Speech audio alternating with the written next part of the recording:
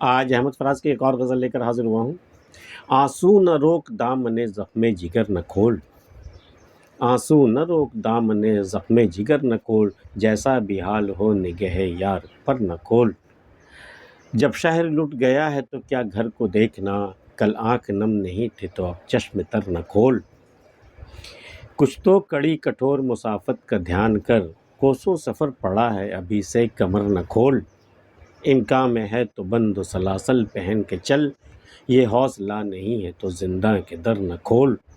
میری یہی بساط کے فریاد ہی کروں، تو چاہتا نہیں ہے تو باب اثر نہ کھول۔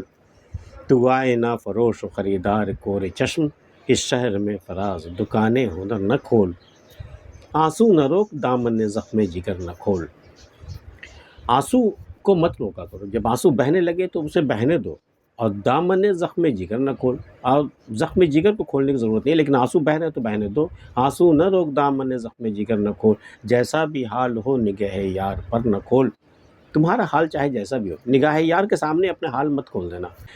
تو آنسو رکے نہ رکے، لیکن دامن زخم، اپنے حالات مت سنا دینا، اپنے زخم جگر کی نمائش مت کر دینا نگاہ یار کے سامنے۔ آنسو نہ روک دامن زخم جگر نہ کھول، جیسا بھی حال ہو نگہ یار پر نہ کھول۔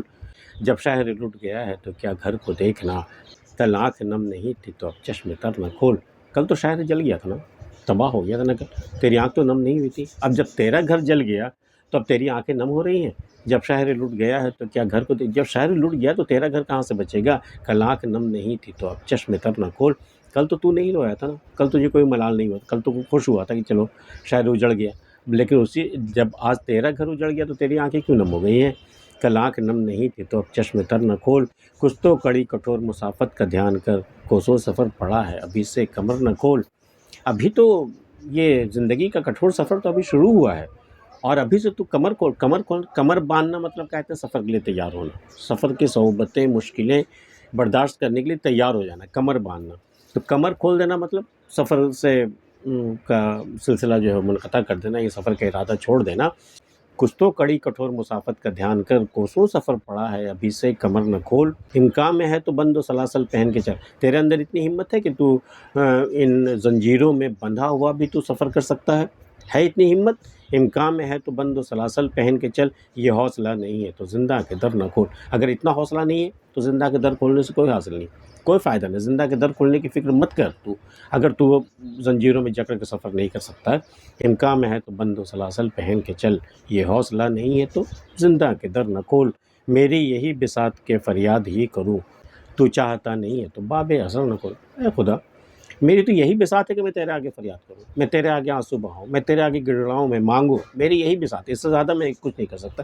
تجھے پسند نہیں ہے نا، تو تو اپنے اثر کا دروازہ، جو دعائیں قبول ہونے کا جو دروازہ ہے نا، تو بند کر دے۔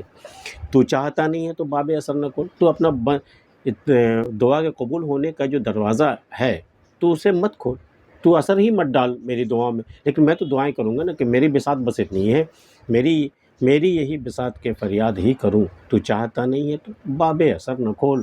تو آئے نہ فروش خریدار کور چشم، اس شہر میں فراز دکانیں ہنر نہ کھول۔ اے فراز، تو کس شہر میں آ گیا ہے؟ تو آئینہ بیچنے آیا ہے اس شہر میں؟ سارے کے سارے اندھے ہیں، یہاں نابینا لوگ بستے ہیں، تو یہاں آئینہ بیچنے آیا ہے؟ تو آئینہ فروش تو خریدار کور چشم، اس شہر میں فراز دکانیں ہنر نہ کھول۔ سخن کی باتیں، تیری شاعری کی باتیں، تیرے خیالات کون سننے والا ہے یہاں؟ تو آئینہ فروش خریدار کور چشم، اس شہر میں فراز دکانیں ہنر نہ کھول۔ آج کے ویڈیو میں اتنا ہی۔ احمد فراز کی غزل آپ کو کیسی لگی بتا سکتے ہیں۔ ملتے ہیں پھر کسی کے لیے ویڈیو میں، تب تک کے لیے اللہ حافظ۔